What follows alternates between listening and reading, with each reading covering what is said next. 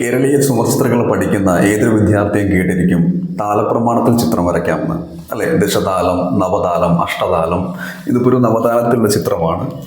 അപ്പോൾ സ്വാഭാവികമായിട്ട് നിങ്ങൾക്ക് സംശയം ഉണ്ടായിരിക്കും, എന്താണ് ഈ താലപ്രമാണം, അല്ലെ? അല്ലെങ്കിൽ എന്താണ് താലം, അല്ലെങ്കിൽ എന്താണ് അങ്കുലം? ഒരു സംശയം ഉണ്ടായിരിക്കും. അല്ലെങ്കിൽ എങ്ങനെയാണ് ഈ താലപ്രമാണത്തിൽ നമുക്ക് ഈ ചിത്രങ്ങൾ വരയ്ക്കുക, അല്ലെങ്കിൽ എങ്ങനെ നമുക്ക് ഈ താലപ്രമാണത്തിൽ ചിത്രം വരച്ചിട്ട് അതിനെ വലുതാക്കാം, ചെറുതാക്കാം, ചെറിയ സൈസിലും വലിയ സൈസിലും നമുക്ക് ചെയ്യാം. അതുപോലെ കറക്റ്റായിട്ട് നമുക്ക് ഒരു പ്രതലത്തിൽ ഈ ചിത്രത്തെ എങ്ങനെ കറക്റ്റായിട്ട് ഉൾക്കൊള്ളിക്കാം.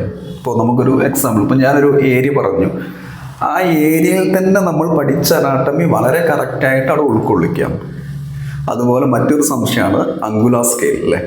അതായത് അങ്കുലാർ സ്കെയിൽ എന്ന് പറയുമ്പോൾ നിങ്ങൾ കണ്ടിട്ടുണ്ടായിരിക്കും, പലപ്പോഴും ഈ യൂട്യൂബിൽ കണ്ടിട്ടുണ്ടായിരിക്കും അങ്കുലാർ സ്കെയിൽ വെച്ചിട്ട് മ്യൂറൽ വരയ്ക്കുന്ന രീതി.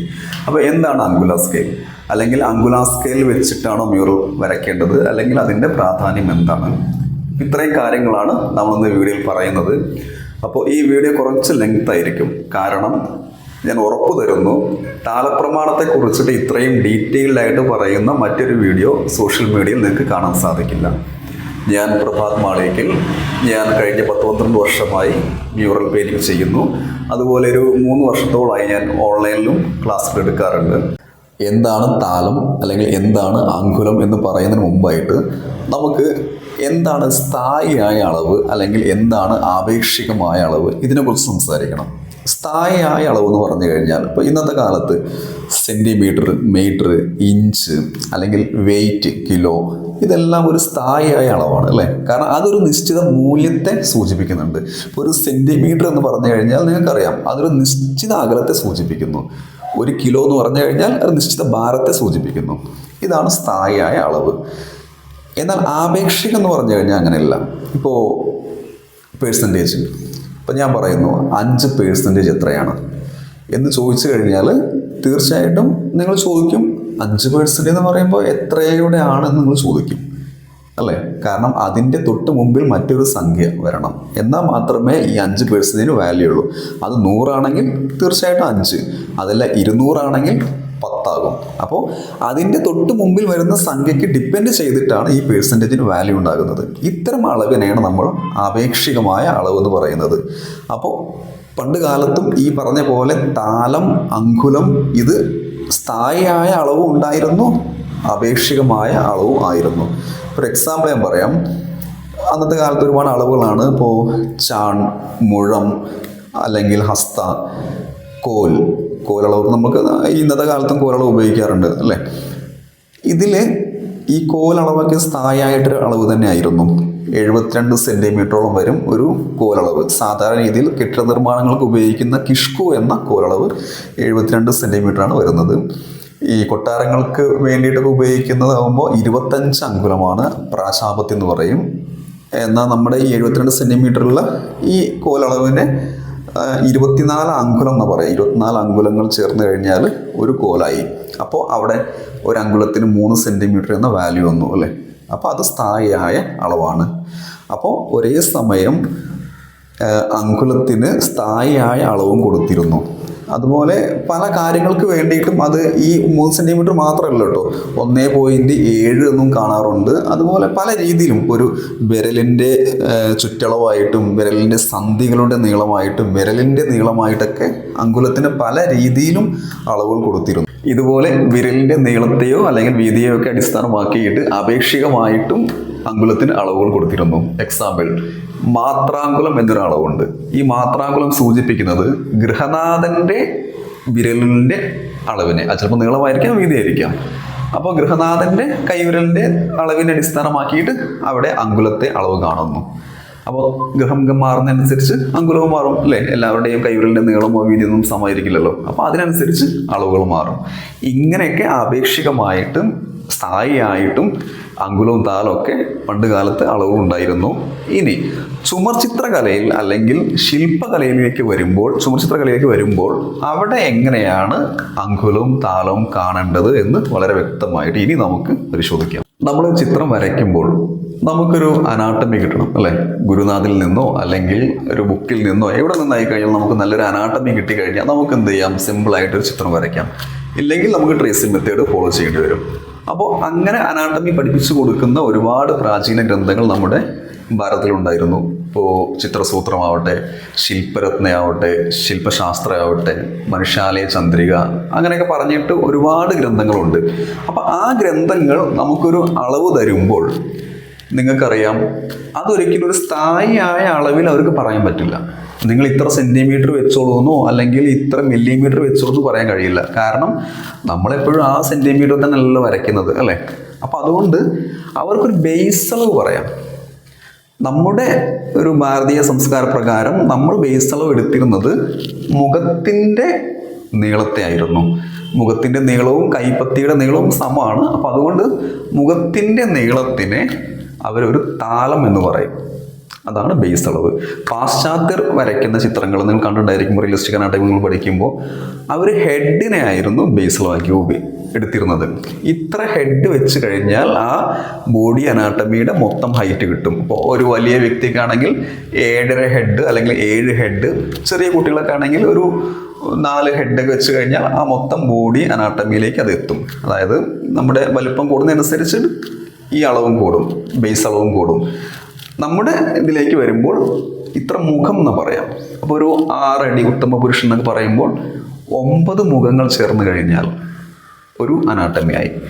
10 മുഖങ്ങൾ ചേർന്ന അനാട്ടമി ഉണ്ട്, 8 മുഖങ്ങൾ ചേർന്നുണ്ട്, 7 ഉണ്ട്, 6, 5, ലാസ്റ്റ് ഒരു ചതുർത്താലം, പിഞ്ചു കുഞ്ഞിലേക്ക് വരുമ്പോൾ ഒരു ചതുർത്താലത്തിലേക്ക് വരെ അത് എത്തി നിൽക്കുന്നു. താളം കൂടുന്നതനുസരിച്ചിട്ട് ഹൈറ്റും കൂടും.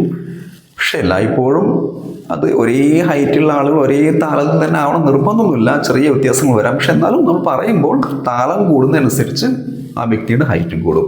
അപ്പോൾ ഇത് നവതാളത്തിലുള്ള ഒരു അനാട്ടമിയാണ്. അപ്പോൾ ഇവിടെ ഇതാണ് ഒരു താളം ഉദ്ദേശിക്കുന്നത്. അപ്പോൾ ഇത് ബേസ് അളവാക്കി മാറ്റി വെച്ചു. ഇനി സ്കെയിൽ എടുക്കാം. നമുക്ക് ബേസ് അളവിന് ഇതിൻ്റെ ഒരു സ്കെയിലാണ്. ഇത് വെച്ചിട്ട് അവർക്ക് പറയാം, ആ ബുക്കിന് ഏത് ഗ്രന്ഥമായാലും അവർക്ക് പറയാം നമ്മളോട്, നിങ്ങൾ ബേസ് അളവിൻ്റെ ഒരു 1/3 കണ്ണ് വെച്ചോളൂ, നിങ്ങൾ ബേസ് അളവിൻ്റെ ഒരു 1.5 ഇരട്ടി കൈ വെച്ചോളൂ, ബേസ് അളവിൻ്റെ ഒരു 2 ഇരട്ടി കാല് വെച്ചോളൂ. ഇങ്ങനെ പറയാം, അല്ലേ? അല്ലാതെ ബേസ് അളവ് നിങ്ങൾ 10 സെൻറ്റിമീറ്റർ എടുത്തോളൂ എന്ന് പറയാൻ പറ്റില്ല. കാരണം നമ്മൾ 10 സെൻറ്റിമീറ്ററിനല്ല വരയ്ക്കുന്നെങ്കിലും. അപ്പം ഇങ്ങനെ പറഞ്ഞു കഴിഞ്ഞാൽ നിങ്ങൾക്ക് ഇഷ്ടമുള്ള അളവ് നിങ്ങൾക്ക് ബേസ് അളവ് എടുക്കാം. അവിടെ നിങ്ങളുടെ ഓപ്ഷനാണ്. അപ്പോൾ നിങ്ങൾക്ക് 10 സെൻറ്റിമീറ്ററാണ് ബേസ് അളവ് എടുക്കുന്നതെങ്കിൽ 9 താലത്തിലുള്ള ചിത്രമാണെങ്കിൽ അത് 90 സെൻറ്റിമീറ്ററിലേക്ക് അത് പോകും. അതല്ല നിങ്ങൾ വരയ്ക്കുന്നത് 8 സെൻറ്റിമീറ്ററാണ് മുഖത്തിൻ്റെ അളവ് എടുക്കുന്നതെങ്കിൽ അത് 72 സെൻറ്റിമീറ്ററിലേക്ക് അത് പോകും. 5 സെൻറ്റിമീറ്റർ ആണെങ്കിൽ അത് 45 സെൻറ്റിമീറ്ററിലേക്ക് പോകും. അതിനനുസരിച്ച് നിങ്ങൾക്ക് ആ ചിത്രത്തെ എത്ര വലുതാക്കാം, എത്ര വേണമെങ്കിലും ചെറുതാക്കാൻ സാധിക്കും. അവർ പറയുന്നത് ഇത്രയേ ഉള്ളൂ, അനുപാത കണക്കിൽ മാത്രമേ അളവ് തരുള്ളൂ. ബേസ് അളവ് നിങ്ങൾ എടുക്കണം. ബേസ് അളവിൻ്റെ ഇത്രയിലൊന്ന് കണ്ണ്, ഇത്രയിലൊന്ന് മൂക്ക്, ഇത്രയിലൊന്ന് ചുണ്ട്, ഇത്രയിലൊന്ന് കഴുത്ത്, ഇത്ര ഭാഗം ചെസ്റ്റ്, ഇത്ര, അങ്ങനെ ഓരോന്നും പറയും. പക്ഷെ അങ്ങനെ പറയുമ്പോൾ ഇപ്പോൾ 3/1 എന്ന് പറയുമ്പോൾ ഓക്കെ, നമുക്ക് സിമ്പിളായിട്ട് എടുക്കാം. 1.5 ഇരട്ടി കൈ എടുക്കുമെന്ന് പറഞ്ഞാലും നമുക്ക് സിമ്പിളായിട്ട് എടുക്കാം. 1.25 എന്ന് പറഞ്ഞാലും എടുക്കാം. പക്ഷേ എല്ലായ്പ്പോഴും ഇങ്ങനെ പൂർണ്ണസംഖ്യയിലാവണം എന്നില്ല. ചിലപ്പോൾ അത് 1.25നും 2നും ഇടയിലുള്ള സംഖ്യയാണ് സങ്കല്പിക്കുക. അപ്പോൾ നമുക്ക് അത് പറയണമെങ്കിൽ അവിടെ പോയിന്റ് വെച്ച് പറഞ്ഞേ നടക്കുള്ളൂ, അല്ലേ? 1.8 1.90 അങ്ങനെയൊക്കെ പറയേണ്ടി വരും. അല്ലെങ്കിൽ പേഴ്സൻറ്റേജ് പറയേണ്ടി വരും. അപ്പോൾ അങ്ങനെ പറയുമ്പോൾ ഒരേ സമയം നമുക്ക് ഇത്രയിൽ 1, ഇത്ര ഇരട്ടി, 1 അല്ലെങ്കിൽ പേഴ്സൻറ്റേജ് എല്ലാം കൂടി മിക്സ് ചെയ്ത് പറയുമ്പോൾ ആകെ കൺഫ്യൂഷനായിരിക്കും. അപ്പോൾ ആ ഒരു എന്താ പറയുക, അത് ആകെ ഒരു ബുദ്ധിമുട്ടായിരിക്കും. പലപ്പോഴും പലർക്കും ഒരു കണക്ക് ചെറിയൊരു പ്രശ്നമുണ്ടല്ലോ. ആ ഒരു പ്രശ്നം ലഘൂകരിക്കാൻ വേണ്ടിയിട്ട് നമ്മുടെ പ്രാചീന കലാകാരന്മാർ കണ്ടെത്തിയൊരു മെത്തേഡാണ് ബേസ് അളവിനെ ആദ്യമേ ഒരു സ്കെയിലാക്കി മാറ്റും. ഇപ്പം ഞാനിവിടെ എടുത്തിരിക്കുന്ന ബേസ് അളവ് 10 സെൻറ്റിമീറ്റർ ആയതുകൊണ്ട് ഞാനതിനെ 12 ഡിവൈഡ് ചെയ്ത് സ്കെയിലാക്കി മാറ്റി. എന്തുകൊണ്ട് 12 എന്നൊരു ചോദ്യം വരാം. 12 ഈ ഒരു താലത്തെ പലപ്പോഴും അവർ 12 ആക്കിയിട്ടായിരുന്നു ഡിവൈഡ് ചെയ്തിരുന്നത്. അതിൻ്റെ കാരണം പലപ്പോഴും അളവുകൾ വരുന്നത് അതിൻ്റെ മൂലസ്ഥാനം കൈപ്പത്തി തന്നെയാണ്. ഈ കൈപ്പത്തിയിൽ നിന്ന് തന്നെയാണ് പല അളവുകളും അവരെടുത്തിരുന്നത്. അപ്പോൾ കൈപ്പത്തിയുടെ ഏകദേശം ഒരു 12/1 കൈവിരലുകളുടെ വീതി വരുന്നത്. അപ്പം അതുകൊണ്ടായിരിക്കാം 12 ഒരു അങ്കുലം. 12 അങ്കുലങ്ങൾ ചേർന്ന് കഴിഞ്ഞാൽ ഒരു കൈപ്പത്തി. ഓക്കെ. അതുപോലെ വീണ്ടും ഈ അങ്കുലത്തെ വീണ്ടും തിരിക്കുന്നുണ്ട് കേട്ടോ. യവം എന്ന് പറയും. 8 യവങ്ങൾ ചേർന്ന് കഴിഞ്ഞാൽ, അല്ലെങ്കിൽ ഒരു 8 നെൽമണികളുടെ വീതി ചേർന്ന് കഴിഞ്ഞാൽ നമുക്കൊരു അങ്കുലം.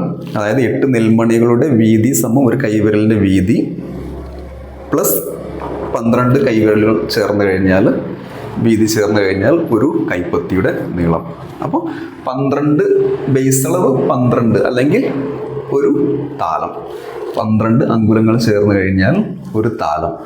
പിന്നീട് അവർ തരുന്നത് മൊത്തം ഈ അങ്കുലപ്രകാരമായിരിക്കും ഏതൊരു ഗ്രന്ഥവും നമുക്ക് അളവുകൾ തരാം. ഇത്രയിൽ 1, ഇത്ര ഇരട്ടി, ഇത്ര പെർസെൻറ്റേജ് എന്ന് പറയുന്നതിനേക്കാളും നല്ലത് എല്ലാ അളവും അങ്കുലത്തിൽ പറയും. അങ്ങനെ ആകുമ്പോൾ പിന്നെ നമുക്ക് വലിയ പ്രശ്നമില്ല. ഇപ്പോൾ ഇത് ഞാൻ വരയ്ക്കുന്ന ചിത്രം 10 സെൻറ്റിമീറ്റർ ആയതുകൊണ്ട് ഞാൻ 10 സെൻറ്റിമീറ്ററിനെ 12 ആക്കി ഡിവൈഡ് ചെയ്തു.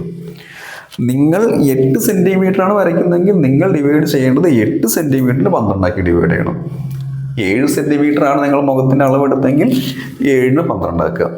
അവർ ഇത്രേ പറയുള്ളൂ, 4 അങ്കുലം കണ്ണ് വെച്ചോളൂ എന്ന് പറയും. അപ്പം നിങ്ങൾ ചെയ്യേണ്ടത് ഇത്രയേ ഉള്ളൂ. നിങ്ങൾ എടുത്തിരിക്കുന്ന ബേസ് അളവിന് ഇപ്പോൾ 6 സെൻറ്റിമീറ്റർ ആണെങ്കിൽ 6 നിങ്ങൾ 12 ആക്കി കഴിഞ്ഞാൽ അവിടെ 0.5 ഒരു അങ്കുലം കിട്ടുക, അല്ലേ? അപ്പോൾ ആ 4 അങ്കുലം എന്ന് പറയുമ്പോൾ 2 സെൻറ്റിമീറ്റർ വരും. ഇങ്ങനെ അളവ് മാറുന്നതനുസരിച്ച് അങ്കുലവും മാറും. ഇത്രയേ ഉള്ളൂ. ഞാൻ നേരത്തെ പറഞ്ഞിരുന്നു 1/3 കണ്ണ് പറഞ്ഞിരുന്നു. ഇപ്പോൾ 10 സെൻറ്റിമീറ്ററിൻ്റെ 1/3 എന്ന് പറയുമ്പോൾ 3.33 വരും. നമ്മുടെ അങ്കുലത്തിലേക്ക് പോകുമ്പോൾ അത് 4 അങ്കുലം എന്നാണ് പറയുന്നത്. 4 അങ്കുലം എന്ന് പറയുമ്പോഴും സെയിം അളവ് തന്നെയാണ്. 3.3 ആണ്. ഒരു അങ്കുലം സമം എനിക്ക് കിട്ടുന്നത് 8 mm ആണ്. 4 8 32. 8 mm പ്ലസ് ഒരു പോയിന്റ് വരുന്നുണ്ട്. ആ പോയിന്റും കൂടി ഗുണിച്ച് കഴിഞ്ഞാൽ 4.8.1 എന്നൊക്കെ വരും. അപ്പോൾ 3.33 നമ്മൾ കറക്റ്റ് അളവിലേക്ക് തന്നെ അത് കിട്ടും. ഇങ്ങനെ എല്ലാ അളവും അങ്കുലം വെച്ച് പറയും. മൂക്ക് ഇത്ര അങ്കുലം, ചുണ്ട് ഇത്ര അങ്കുലം, കഴുത്ത് ഇത്ര അങ്കുലം, കഴുത്തിൻ്റെ വീതി ഇത്ര അങ്കുലം, ചെസ്റ്റിൻ്റെ വീതി ഇത്ര അങ്കുലം. 1.5 ഇരട്ടിയാണ് കൈ ഞാൻ പറഞ്ഞിരുന്നത്. 1.5 ഇരട്ടി എന്ന് പറയുമ്പോൾ നമ്മുടെ അങ്കുലത്തിലേക്ക് പോകുമ്പോൾ 18 അങ്കുലം എന്ന് പറയും. 18 അങ്കുലം കൈ വെച്ചോളൂ. അങ്ങനെ എല്ലാ അളവുകളും അവർ അങ്കുലത്തിൽ പറയും. അങ്ങനെ അങ്കുലത്തിൽ പറഞ്ഞു കഴിഞ്ഞാൽ പിന്നെ നിങ്ങൾക്ക് ഇഷ്ടമുള്ള ബേസ് അളവ് എടുക്കാം. അതിനെ 12 ആക്കി ഡിവൈഡ് ചെയ്താൽ മതി. അത്രയേ ഉള്ളൂ. ഇത് 10 സെൻറ്റിമീറ്റർ ചിത്രമായതുകൊണ്ട് ഇത് 90 സെൻറ്റിമീറ്റർ ഹൈറ്റിലേക്ക് വന്നു. അത്രയേ ഉള്ളൂ. അപ്പം ഞാനത് 8 സെൻറ്റിമീറ്റർ ചിത്രമാണ് കാണിക്കുന്നതെങ്കിൽ തീർച്ചയായിട്ടും അത് ചുരുങ്ങും, ചിത്രം ചുരുങ്ങും. അവിടെ നിങ്ങൾ 8 സെൻറ്റിമീറ്ററിനെ 12 ആക്കി ഡിവൈഡ് ചെയ്യുക. അത്രയേ ഉള്ളൂ. ഇവിടെ ഞാൻ മറ്റൊരു ചിത്രം കൂടി കാണിക്കുന്നുണ്ട്. സെയിം അനാട്ടമി തന്നെയാണ്. അത് 10 സെൻറ്റിമീറ്റർ ചെയ്തെങ്കിൽ ഇത് 7.5 സെൻറ്റിമീറ്റർ ചെയ്തു എന്നേ ഉള്ളൂ. അപ്പോൾ ഇവിടെ താലം, മുഖം 7.5 സെൻറ്റിമീറ്റർ ആണ്. അപ്പോൾ 9 താലം എന്ന് പറയുമ്പോൾ 9 × 7.5 67.5 സെൻറ്റിമീറ്റർ വരും. അപ്പോൾ അവിടെ നമ്മളിപ്പോൾ 1.5 താലം കൈക്ക് വെച്ചോളൂ എന്ന് പറയുമ്പോൾ 10ൻ്റെ 1.5 താലം 10 പ്ലസ് അതിൻ്റെ പകുതി 15 സെൻറ്റിമീറ്റർ വരും, അല്ലേ? ഇവിടെ ആകുമ്പോൾ 7യുടെ 7.5 പിന്നെ അതിൻ്റെ പകുതി 3.25. അപ്പോൾ 1.5 താലം എന്ന് പറയുമ്പോൾ 11.25 വരും. അതിനനുസരിച്ച്, അതായത് നമ്മൾ എങ്ങനെ ചുരുക്കുന്നു അതിനനുസരിച്ച് ക്യാരക്ടറും ചുരുങ്ങും. പ്രൊപ്പോർഷൻ തെറ്റില്ല. ഇത്രയേ ഉള്ളൂ.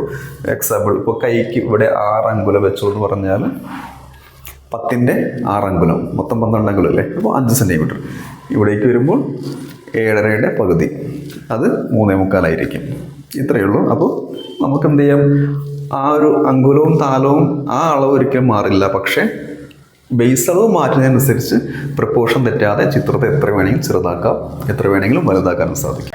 ഇത്രയും സമയം നമ്മൾ താലപ്രമാണ പ്രകാരം ഒരു ചിത്രത്തെ പ്രപ്പോർഷൻ തെറ്റാതെ എങ്ങനെ വലുതാക്കാം, ചെറുതാക്കാം എന്നൊക്കെ നമ്മൾ പഠിച്ചു. ഓക്കെ. ഇനി കറക്റ്റ് ഒരു പ്രതലത്തിൽ എങ്ങനെയാണ് ചിത്രത്തെ കൊള്ളിക്കേണ്ടത് എന്നാണ് നമ്മൾ പറയാൻ പോകുന്നത്. കാരണം നേരത്തെ നമ്മൾ ബേസ് അളവ് നമുക്ക് ഇഷ്ടമുള്ള എടുക്കാമെന്ന് പറഞ്ഞത്, അല്ലേ? ബേസ് അളവ് നമുക്ക് ഇഷ്ടം എടുക്കാം. അവർ കറക്റ്റ് താലവും അങ്കുലം വെച്ചിട്ട് അളവ് പറയും, നമ്മൾ ബേസ് അളവ് എടുക്കണം.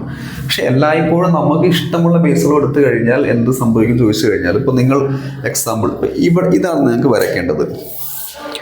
ഈ പ്രതലത്തിൽ നിങ്ങൾക്ക് ഈ ചിത്രത്തെ പ്രപ്പോർഷൻ തെറ്റാതെ കൊള്ളിക്കണമെങ്കിൽ നിങ്ങളൊരു ആവറേജ് നിങ്ങൾക്ക് ഇഷ്ടമുള്ള ഒരു അളവ് വെച്ച് കഴിഞ്ഞാൽ അങ്ങനെ വരച്ച് പോയി കഴിഞ്ഞാൽ അവസാനം ചിലപ്പോൾ കാൽപാദം എത്തുമ്പോൾ ചിലപ്പോൾ അത് കാൽപാദം പുറത്തേക്ക് പോയേക്കാം. അങ്ങനെയുള്ള പ്രശ്നങ്ങളൊക്കെ ഉണ്ടായേക്കാം. അപ്പോൾ എങ്ങനെയാണ് കറക്റ്റ് ഈ പ്രതലത്തിൽ കൊള്ളിക്കേണ്ടത്? ഇപ്പോൾ ഞാൻ എക്സാമ്പിൾ പറയാം. എനിക്ക് ഇത്ര ബോർഡർ വേണം. ഓക്കെ. ഇനി കാൽപാദം ഇവിടുന്ന് തുടങ്ങണം, ഇവിടെ അവസാനിക്കണം. ഓക്കെ, ഇതാണ് ഈ ഞാൻ ഈ വരച്ച 2 വരയിൽ ഈ ചിത്രത്തെ എനിക്ക് കൊള്ളിക്കണം. ഇതാണ് ടാസ്ക്. അപ്പോൾ അങ്ങനെ വരുമ്പോൾ ഇത്രയേ ഉള്ളൂ. ഇവിടെ ഞാൻ നിങ്ങളോട് ചോദിക്കുകയാണ്, നിങ്ങൾക്ക് കിരീടം ഈ ഹൈറ്റ് തന്നെ വേണോ, നിങ്ങൾക്ക് ചെറിയ ഏരിയയിൽ അതോ കുറയ്ക്കണോ? അപ്പോൾ നിങ്ങൾ പറയുന്നു ബോഡി അനാട്ടമി സെയിം, അതിന് വ്യത്യാസമില്ല, പക്ഷേ കിരീടം കുറച്ച് കുറയ്ക്കാം. അപ്പോൾ ഞാൻ ചോദിക്കുന്നു എത്രയാണ് വേണ്ടത്? അപ്പോൾ നിങ്ങൾ പറയുന്നു ഏകദേശം മുഖത്തിനൊരു 1.25 മതി. അപ്പോൾ 1.25 കിരീടം മതി എന്ന് നിങ്ങൾ പറഞ്ഞുകൊണ്ട് ഞാൻ 1.25 വെച്ചു. ബാക്കി ഈ അനാട്ടമി നവതാളമായിരുന്നു അല്ലേ? അപ്പോൾ നമുക്കിവിടെ +9 താളം. അപ്പോൾ 10 മുഖവും +4 മുഖവും 10.25 മുഖം വരുന്നുണ്ട്. അപ്പോൾ നിങ്ങൾ ചെയ്യേണ്ടത് ഇത്രയേ ഉള്ളൂ, ഇത് കൂട്ടിയിട്ട് 10.25 മുഖത്തിൻ്റെ അളവ് വന്നു. ഈ വരച്ച വര അളന്നെടുക്കുക. ഏകദേശം 50 സെൻറ്റിമീറ്റർ ഉണ്ട്. സ്ഥായിയായ ഒരളവിൽ നിങ്ങൾ ഏതെങ്കിലും സെൻറ്റിമീറ്ററോ ഇഞ്ചോ ഏതെങ്കിലും അളന്നെടുക്കുക. 50 സെൻറ്റിമീറ്റർ ഹരിക്കണം 10.25. അപ്പോൾ നിങ്ങൾക്ക് ഒരളവ് കിട്ടും. ഞാൻ ഹരിച്ചു വെച്ചപ്പോൾ എനിക്ക് കിട്ടിയത് 4.87. ഇതാണ് നിങ്ങളുടെ ബേസ് അളവ്. അതായത് ഈ ചിത്രത്തിൽ നിങ്ങൾ ഈ ചിത്രം ചെയ്യുമ്പോൾ ഇവിടെ 10 സെൻറ്റിമീറ്റർ ആണെങ്കിൽ ഇവിടെ നിങ്ങൾ എടുക്കേണ്ടത് 4.87 ഇതാണ് നിങ്ങളുടെ താളം. ഇനി നിങ്ങൾ ഈ 4.87 എവിടെയെങ്കിലൊക്കെ ഒന്ന് വരച്ചിട്ട് ഇതിനെ 12 ഡിവൈഡ് ചെയ്യാം. ഓക്കെ, ഇപ്പോൾ നിങ്ങൾക്ക് 1 അങ്കുലം സമം ഏകദേശം 4 മില്ലിമീറ്റർ. ഇവിടെ 1 അങ്കുലം 4 മില്ലിമീറ്റർ ആണ്. ഒരു താളം എന്ന് പറയുന്നത് 4.87. ഇനി നിങ്ങൾ എന്ത് ചെയ്യാം? ആ ഗ്രന്ഥം പറഞ്ഞ പ്രകാരം 4 അങ്കുലം കണ്ണ് വയ്ക്കാം, 3 അങ്കുലം മൂക്ക് വയ്ക്കാം, 8 അങ്കുലം കഴുത്തിന് വയ്ക്കാം, അരക്കെട്ട് എത്ര 16 അങ്കുലാണ്, എത്ര അത്ര, കാല് 2 താളമാണെങ്കിൽ അങ്ങനെ.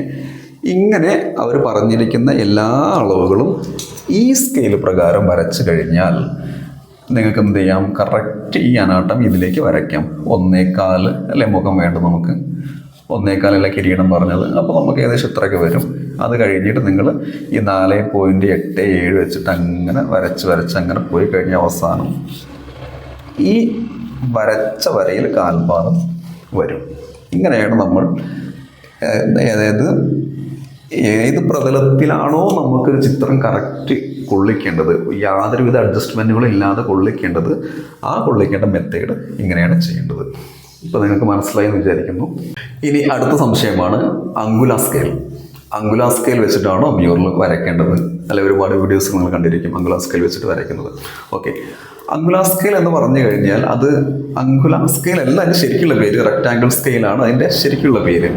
അതിൽ 3 അളവുകളുണ്ടായിരിക്കും. ഇപ്പോൾ 1 ഇഞ്ചിനെ 7 ഡിവൈഡ് ചെയ്യുന്നൊരളവ്, 4 ഡിവൈഡ് ചെയ്തൊരളവ്, 5 ഡിവൈഡ് ചെയ്ത ഒരു അളവെന്ന് തോന്നുന്നു. ഓക്കെ, ഇങ്ങനെ 3 അളവുകൾ അതിൽ തന്നിരിക്കും. അതായത് വലിയൊരളവിനെ മിനിയേച്ചറിലേക്ക് കൊണ്ടുപോകാൻ വേണ്ടിയിട്ട് അതിനെ ചുരുക്കി, അത്രയേ ഉള്ളൂ സംഭവം. പ്രപ്പോർഷൻ തെറ്റില്ല. അങ്ങനെ 6 അളവുള്ള സ്കെയിലും ഉണ്ട് കേട്ടോ. ഇത് റെക്ടാങ്കിൾ സ്കെയിലാണ്.